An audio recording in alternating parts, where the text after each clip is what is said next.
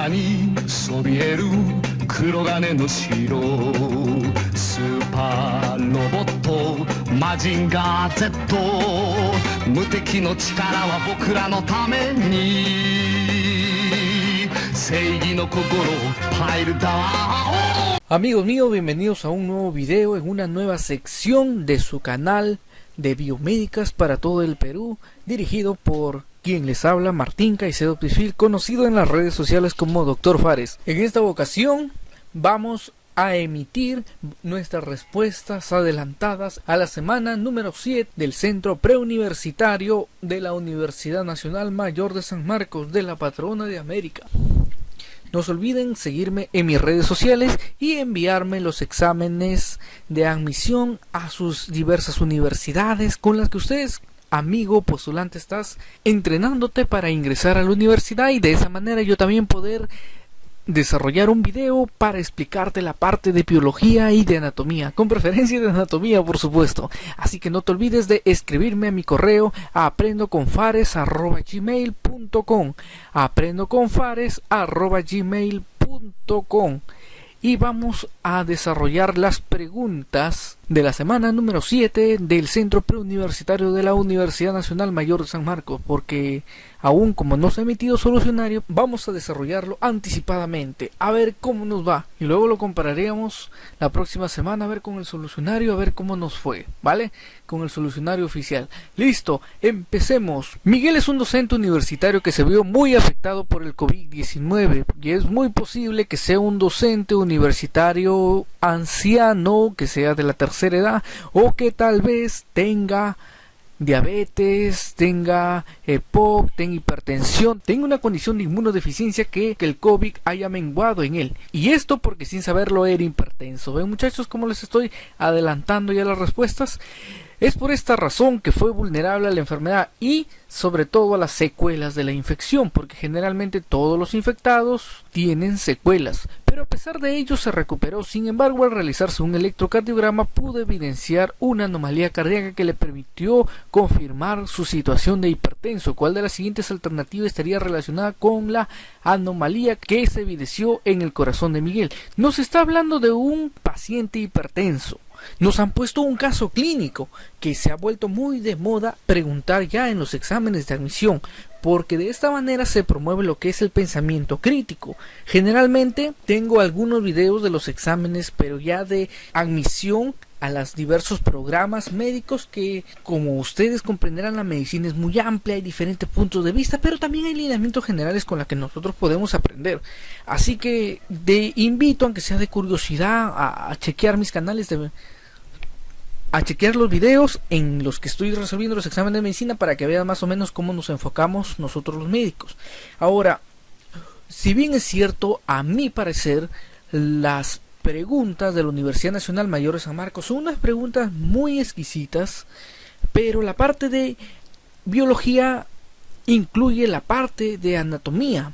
Sin embargo, existe otra universidad que es la UNEVAL, la Universidad Nacional Emilio Valdezán, que también les voy a sacar pronto solucionarios en la cual te pregunten casos clínicos, y para mí hasta la fecha es la que se lleva la mayor parte de lauros al plantear las preguntas en caso clínico. Y por lo tanto, amigos de la UNEVAL, les estaría agradecido que me sigan enviando sus exámenes para también plantear y para que sepan ustedes cómo es el enfoque médico. Entonces nos dicen, leemos las alternativas: hipertrofia ventricular derecha, hipotrofia auricular izquierda, hipertrofia ventricular izquierda y hipotrofia auricular derecha. Nos están poniendo como paciente a una persona que tal vez sea añosa, no nos dice su edad, pero que es hipertenso. Y esta condición de hipertensión significa que existe en... Ahora, muchachos, el paciente con hipertensión, vamos a encontrar varios síntomas, por eso es que se habla del síndrome de la hipertensión arterial. Ahora,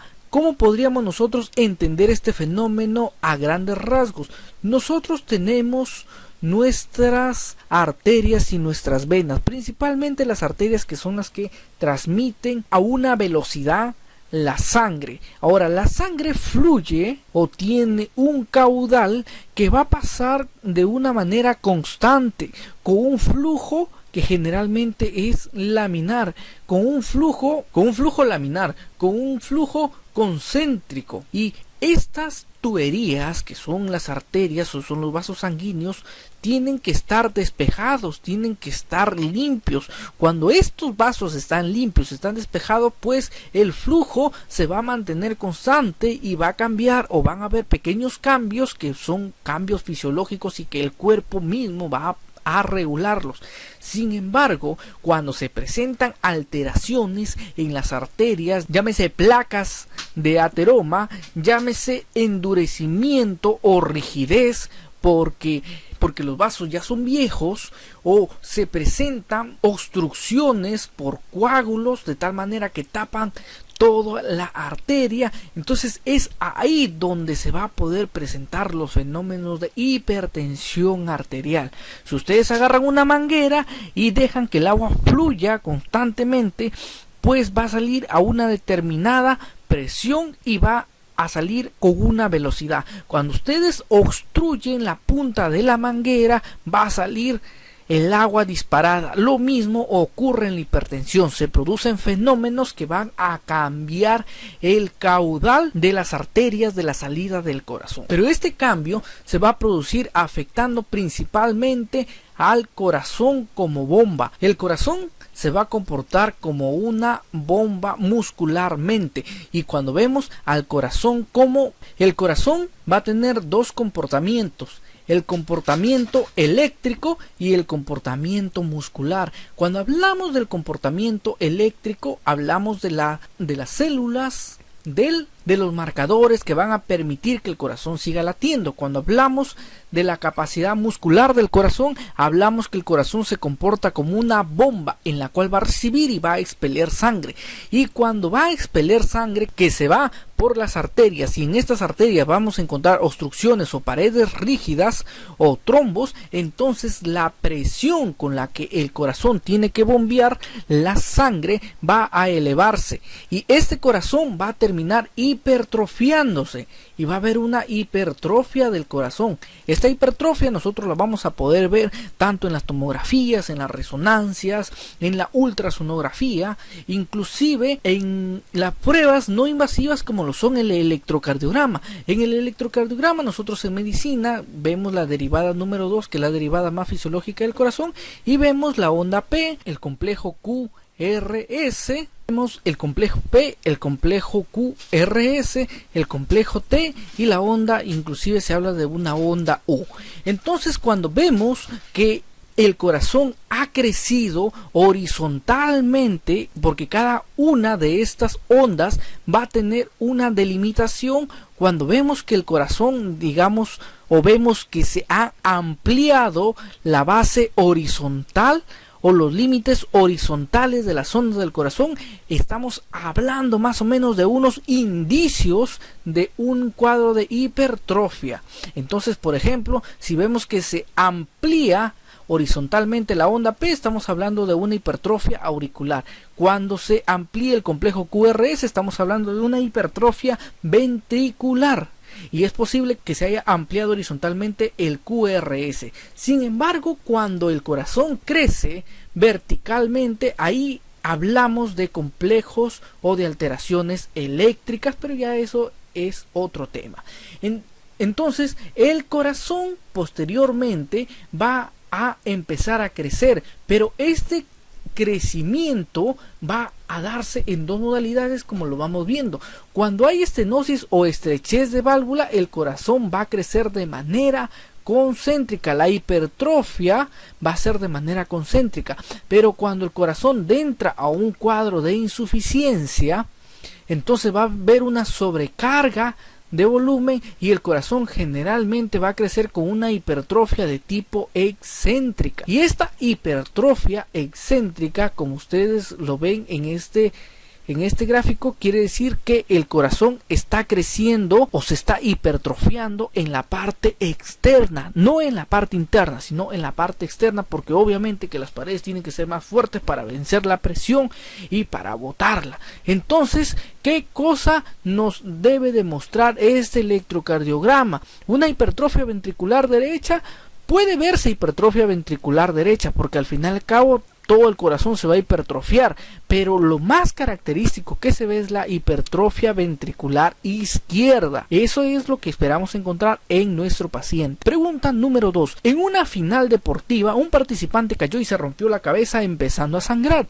No había cerca al lugar un centro asistencial para su pronta recuperación, por lo que solo se atinó a colocarle una prenda en dicho lugar ejerciendo presión, y subrayamos nuestra palabra clave presión, lo que resultó positivo para evitar más pérdida de sangre, y así no fue necesario tener que suturarlo como lo indicó finalmente un médico cuando fue llevado a un hospital.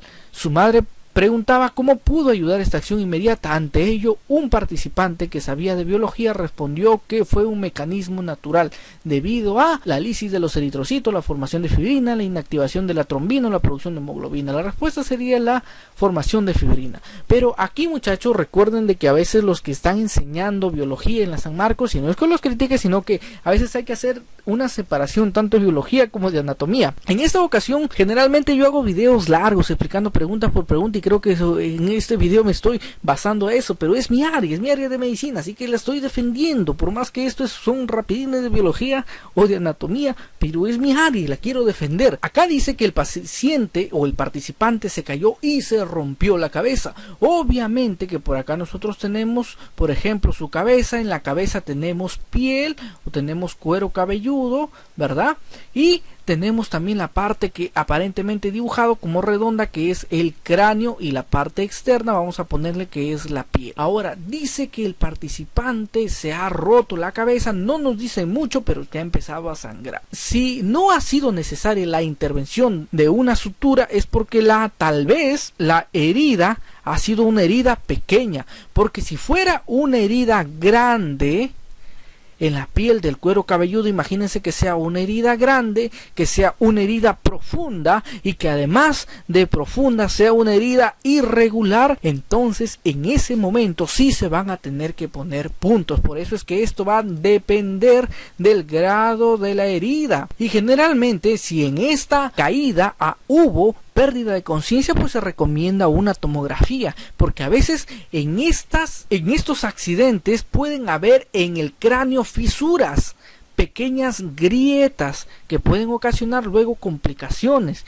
o que posteriormente van a generar incomodidad en el paciente, y que es preciso a veces tratar con analgésicos, con antiinflamatorios. Entonces hay que evaluar integralmente al paciente. Hay que suponer que la herida ha sido pequeña, por lo que no ha necesitado una mayor intervención. Entonces simplemente se le ha ejercido presión en la zona, se ha permitido que las plaquetas, que los factores de coagulación hagan su trabajo, y se ha formado finalmente fibrina, ha cicatrizado la herida, y por lo tanto se ha formado un tapón de fibrina, se ha formado un coágulo, como quieran ustedes llamarlo, y tenemos ya nuestra respuesta, que es la formación de la fibrina. Como ustedes saben, se activa la vía intrínseca, se activa la vía extrínseca de los factores de coagulación, confluyendo en el factor 10, que va a activar a toda la vía común y va a permitir que el fibrinógeno se transforme a fibrina.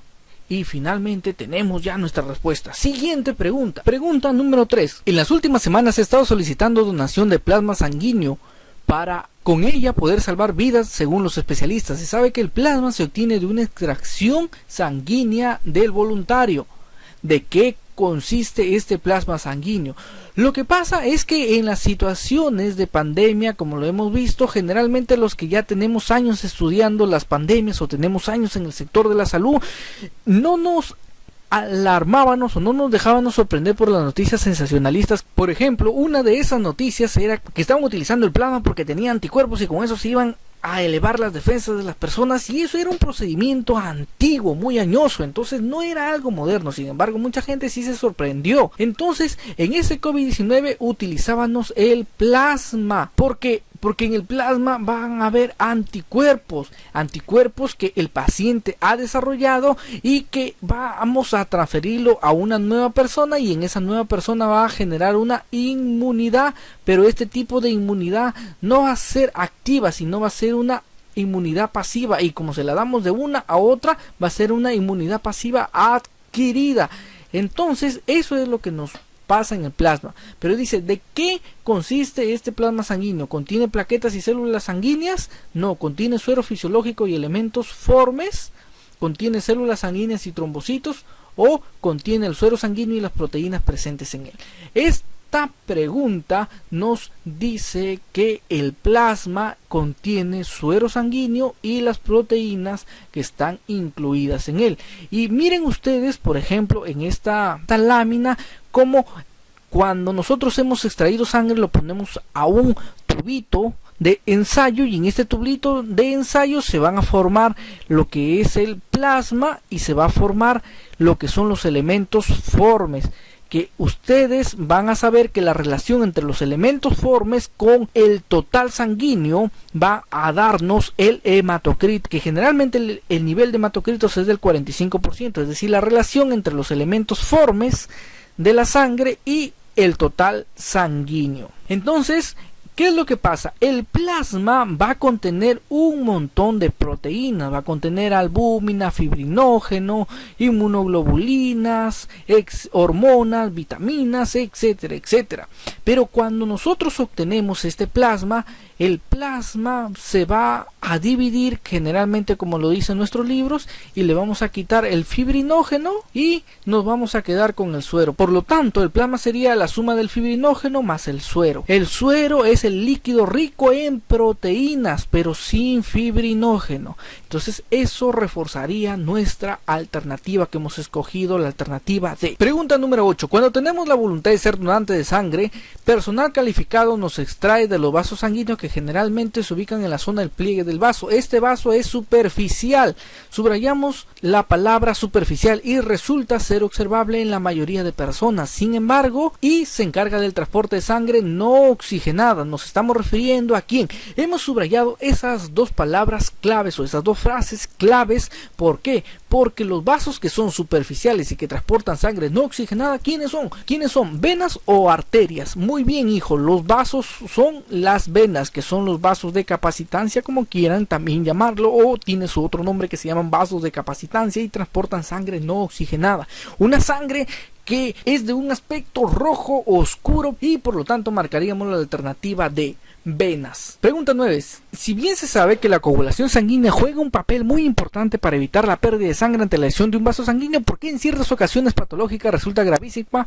Como por ejemplo cuando es responsable de un infarto agudo de miocardio que incluso podría llevar a la muerte, porque se forma un coágulo en el interior del vaso sanguíneo, porque ocurre una agregación plaquetaria sin necesidad, porque se bloquea la formación de fibrina o porque hay exceso de hemoglobina. Como hemos visto, por ejemplo, en la pregunta anterior, en la arteria tiene que haber un flujo que sea constante, un flujo que sea laminar, pero cuando este flujo es interrumpido por la presencia de un ateroma, cuando es interrumpido porque las paredes son muy rígidas o porque existe un trombo que ha venido de otro lugar y ha obstruido el paso de la sangre, van a ocurrir los accidentes. Ahora, por ejemplo, en el infarto agudo de miocardio, nosotros hablamos de tres mecanismos. Hablamos de la isquemia, hablamos de la lesión y hablamos de la necrosis.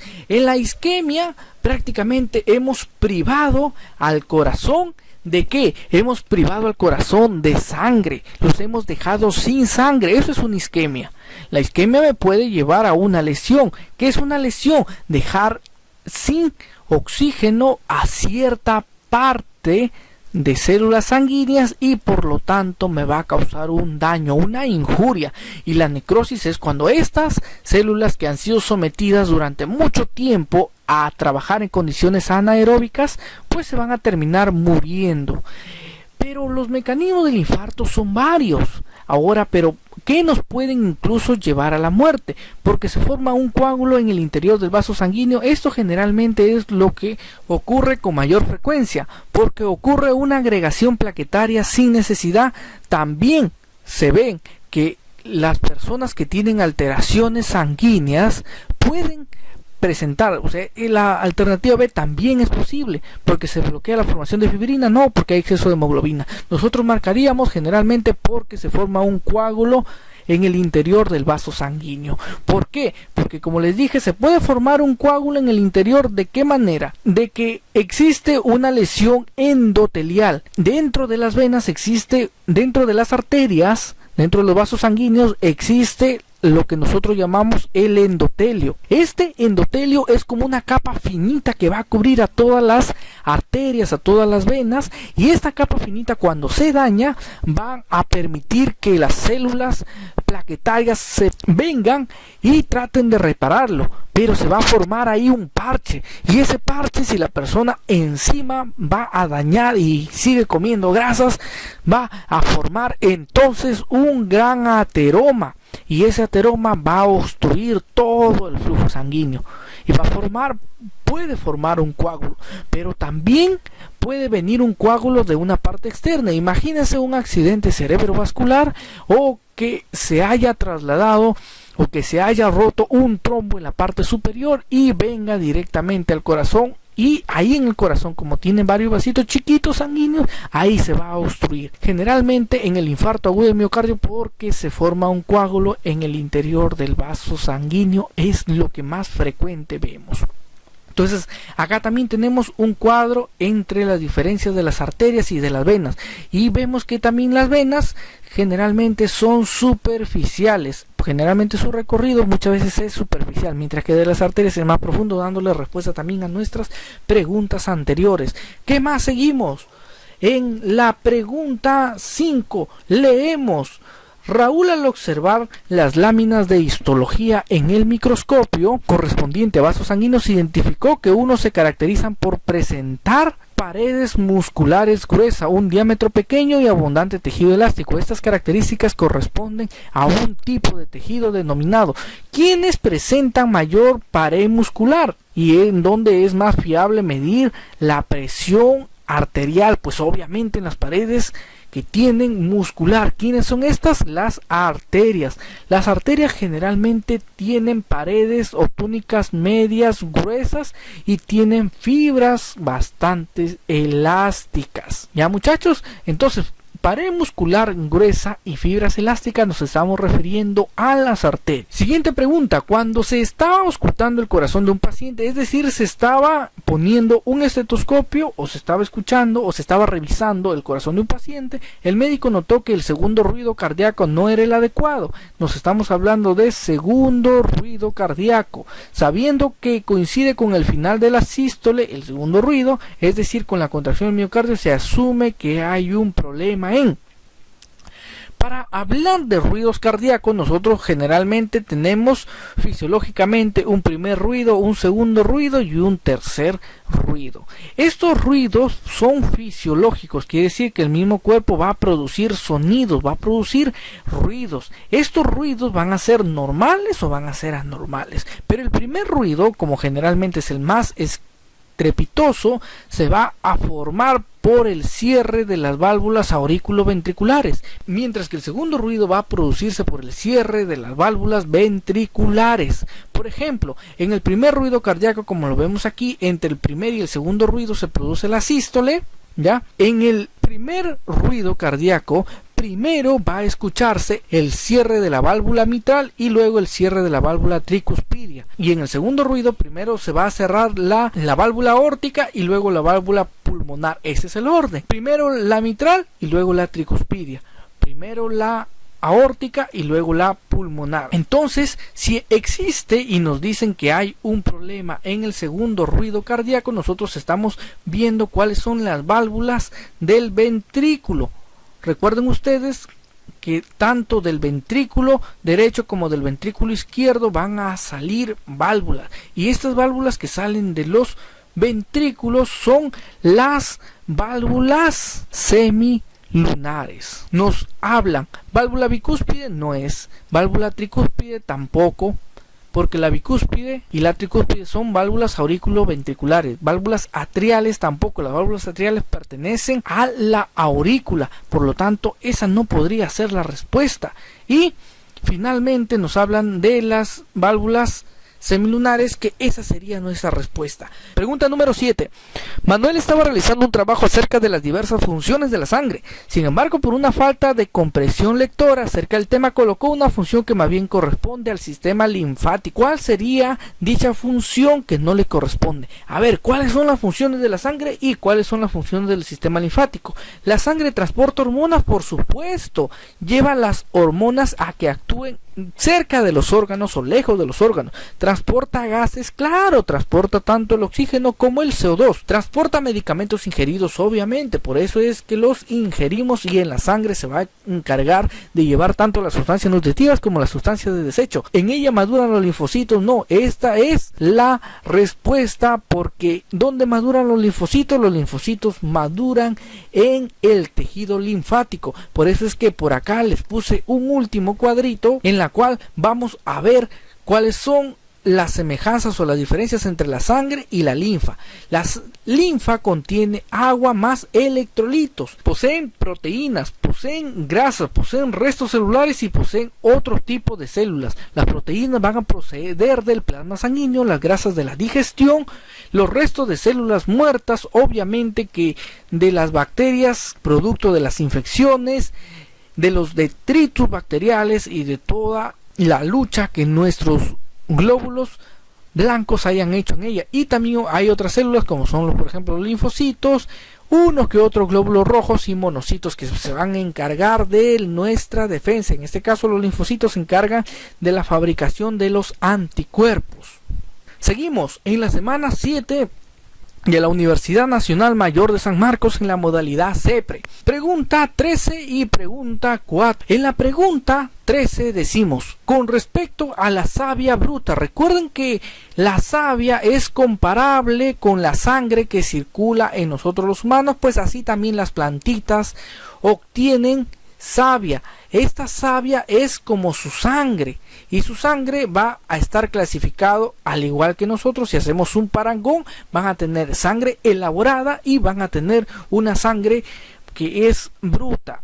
Es decir, por ejemplo, la savia elaborada se comparará con la sangre oxigenada, mientras que la savia bruta pues la compararemos con la sangre que tenga CO2. Ya, la savia bruta es aquella que no ha sido procesada. Cuando nosotros hemos estudiado los tejidos de la planta, vamos a estudiar también el tejido vascular o conductor. Ya, este tejido va a estar conformado tanto por células vivas como por células muertas. Las células vivas son alargadas, con paredes laterales sin engrosamiento y membranas intermedias atravesadas por lo que se llama la placa cribosa. Las células muertas, estas sí contienen un engrosamiento irregular de las paredes laterales. Pero este tejido conductor va a estar formado por el xilema, o también llamado leño, o también llamado adroma, y el floema, o también llamado liber, o también llamado lectoma. El xilema contiene las células muertas. El floema contiene células vivas. El xilema transporta la savia bruta. Acuérdate, la muerta es bruta, que contiene ¿qué cosa? Agua y sales minerales. Mientras que el floema contiene células vivas, pero este sí contiene una sangre más riquita, una savia elaborada, que contiene savia orgánica, contiene alimentos nutritivos que se van a dirigir por toda la planta para nutrirla. Entonces, ¿cuál sería nuestra respuesta respecto a la savia bruta? Podríamos decir que circula por el xilema, transportando agua e iones. Siguiente pregunta, ¿cuál de las siguientes alternativas está relacionada con el transporte? Otra vez nos preguntan por la bruta. Acuérdate, hijo, ya, ¿qué te preguntan más? Te preguntan por la bruta, pero ¿cuál es la más importante? La savia elaborada. Te estoy hablando de tu savia, no de tu crunch, ¿ya? El agua penetra a la raíz por ósmosis, pero a nivel de las bandas de Caspari circula gracias al transporte activo Existe evaporación de agua y del oxígeno a nivel de las hojas, lo que facilita el arrastre por transpiración, y la transpiración en las hojas proporciona una fuerza de tensión proporcionando energía para la circulación ascendente de agua, y el movimiento descendente de la savia elaborada ocurre gracias a las diferencias de presión osmótica entre las hojas y la raíz. Prácticamente nos están hablando por los mecanismos por los cuales circula la savia. Para analizar esta pregunta vamos a hacer uso de los siguientes esquemas. Bien, cuando nosotros hablamos de los mecanismos de tensión, adhesión y cohesión, tenemos que saber que en la transpiración va a haber una eliminación, una pérdida de agua por evaporación, y esta va a producir la suficiente fuerza capaz de absorber agua desde la raíz hasta llevarla a las hojas. Eso va a ser un proceso que, gracias a la propiedad de capilaridad del agua, nos va a ayudar mucho para que el agua pueda irse desde la parte inferior hasta la parte superior y toda la planta pueda obtener su agua para realizar sus procesos. Y esta ascensión gracias se va a dar a la propiedad, como les dije, de la capilaridad. También van a haber presión radicular, también va a haber la propiedad de tensión, cohesión, pero lo que más nos importa hoy día es hablar de la propiedad de la transpiración a través de un mecanismo de tensión, adhesión y cohesión. Ahora, en el siguiente gráfico vamos a ver cómo el vapor de agua se va a eliminar desde la parte superior y me va a generar la suficiente fuerza para que yo atraiga el agua de las demás partes de la planta que obviamente se han formado de manera vertical, y va a generar suficiente tensión para tirar la columna hacia arriba, hacia la parte superior, y esta va a jalar inclusive desde la parte del tallo, desde las raíces, en donde el agua ha ingresado por ósmosis, porque en las raíces hay suficiente concentración de solutos para que estos puedan jalar agua o aprovechar del agua. Así que ya tenemos prácticamente nuestra respuesta a la pregunta: ¿cuál de las siguientes alternativas está relacionada con el transporte de savia bruta? Existe evaporación de agua y del oxígeno a nivel de la zona, lo que facilita el arrastre por transpiración, o la transpiración de las hojas proporciona una fuerza de tensión proporcionando la energía para la circulación ascendente del agua, que es una respuesta más específica, así que marcaríamos la alternativa C. Seguimos con la siguiente pregunta. Pregunta número 12. Los peces de agua dulce a nivel excretor responden de manera distinta a los peces marinos. Esto tiene que ver con el hecho de que los peces de agua dulce habitan en ambientes con menor concentración de sal, es decir, habitan en medios hipotónicos. Por esta razón el agua ingresa constantemente a su cuerpo y, en consecuencia, para eliminar el exceso de agua, ¿qué harán? Pierden agua y sales por ósmosis, producen gran cantidad de orina, aumentan el volumen de su vejiga natatoria o reabsorben mayor cantidad de sales. Nosotros tenemos que evaluar cuál es la excreción en los peces de agua dulce y en los peces de agua salada. Es muy diferente la osmorregulación para nuestros dos personajes de hoy. Y vamos a ver que la característica principal de los peces de agua salada es que pierden agua por ósmosis. Ellos constantemente van a ingerir agua salada, obviamente lo van a ingerir por la boca, y ¿qué es lo que va a pasar? Van a reabsorber casi todo el agua en sus riñones y la orina excretada es poca pero bastante concentrada, porque está concentrada con hartos iones, y por lo tanto van a perder agua por ósmosis y excretan los sales por las branquias, como lo vamos a ver. Ejemplo es los peces de agua salada. Están teniendo un transporte activo de iones, obviamente tiene que ser activo, y lo van a perder a través de las branquias, y la orina es también concentrada. La flechita roja nos indica cuál es el movimiento tanto de los iones sodio, cloro, potasio, y cuál es la dirección del movimiento del agua. Así que la pérdida del agua se da a través, obviamente, de su tegumento, pero va a realizarse por ósmosis, mientras que los peces de agua dulce, como obviamente están en un ambiente hipotónico, casi no beben agua, y los riñones reabsorben las sales, porque mientras que el pez de agua salada se le interesa perder sal, al pez de agua dulce le interesa ganar o retener sal. por eso es que la orina de estos animalitos es muy diluida y es abundante. Gana agua, pero por ósmosis y a través de las branquias absorbe la sal, un proceso diferente al que hacen los peces de agua salada. Entonces, ya habiendo tenido estos conceptos, ahora sí vamos a revisar otra vez nuestras alternativas que nos dicen: por esta razón el agua ingresa constantemente a su cuerpo y en consecuencia eliminan el exceso de agua. A ver, vamos a leer. Los peces de agua dulce a nivel excretor responden de manera distinta a los peces marinos. Estos tienen que ver con el hecho de que los peces de agua dulce habitan en ambientes con menor concentración de sal. Lo que me gusta de las preguntas de la San Marco es que son preguntas bastante explicativas, y en estas premisas vas a aprender algo, así no de la respuesta correcta. Y nos dicen, es decir, habitan en medios hipotónicos. Por esta razón el agua ingresa constantemente a su cuerpo y en consecuencia para eliminar el exceso de agua, ¿qué es lo que realiza para eliminar el exceso de agua? Bueno, no bebe mucha agua. ¿Qué más? Pierde agua y sales por ósmosis. Pierde agua, no, al contrario, gana agua por ósmosis. Producen gran cantidad de orina, es una de las características. Y también reabsorben mayor cantidad de sales. Pero de estas dos alternativas, ¿cuál crees que es la más importante? La más importante es tener mayor cantidad de sal, porque si tu cuerpo tiene mayor cantidad de sal en un ambiente hipotónico, obviamente vas a crear una situación de equilibrio para ti, en donde gracias a tus membranas celulares tú te vas a poder movilizar en ese medio sin que el agua ingrese y prácticamente te destruya. Entonces lo más importante es que ellos reabsorben la mayor cantidad de sales. Siguiente pregunta.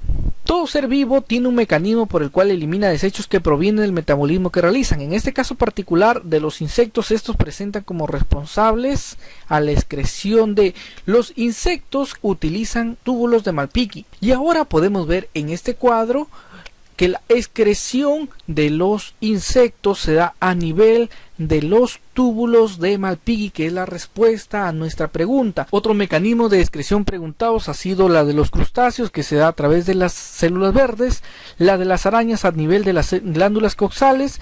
Nosotros, para eliminar nuestra sustancia de desecho como vertebrados, utilizamos a los riñones, mientras que los anélidos utilizan los nefridios. Las células flamígeras son utilizadas por los platelmintos y los poríferos y celenterios utilizan el tegumento como mecanismo de excreción. Ahora sí, revisamos las últimas preguntas del centro preuniversitario en la semana 7. Como les estoy diciendo, estamos dando las justificaciones sin tener el solucionario oficial, porque no estoy esperando el solucionario oficial para poder sacar mis videos. Luego lo compararemos la próxima semana con el solucionario oficial, a ver cuántas le hemos atinado, ¿verdad?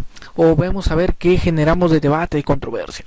Listo. Dentro de los riñones se hallan unidades estructurales y funcionales conocidas como los nefrones. Ahí ya tienes una de las preguntas que ha sido muchas veces tocada en los exámenes de admisión. ¿Cuál es la unidad estructural y funcional de los riñones? Los nefrones, cuya función principal es filtrar la sangre para regular muy bien el agua y las sustancias solubles, reabsorbiendo lo que es necesario y excretando el resto como orina. Ahora bien, durante la formación de la orina se llevan a cabo tres procesos correlativos.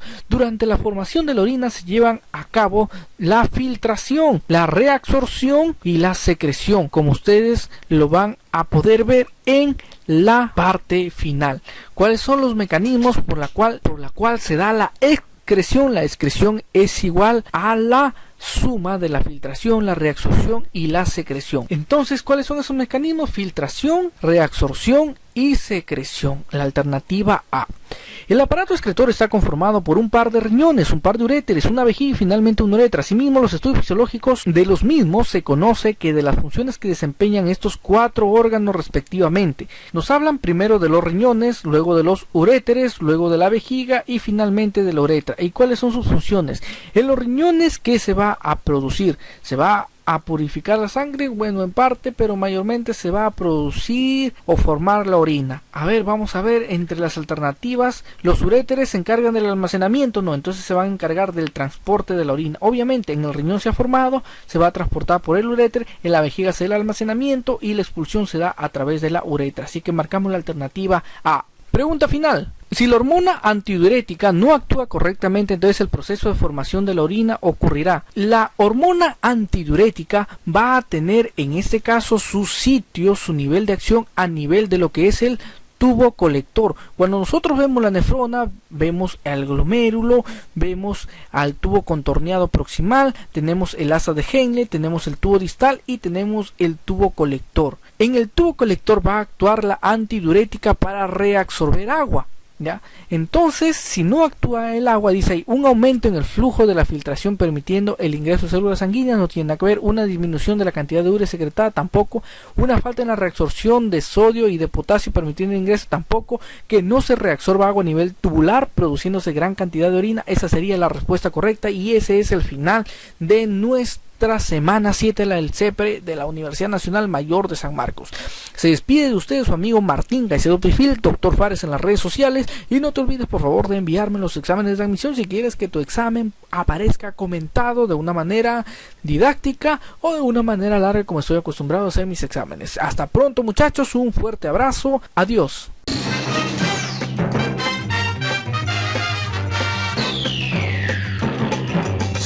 空にそびえる黒金の城スーパーロボットマジンガー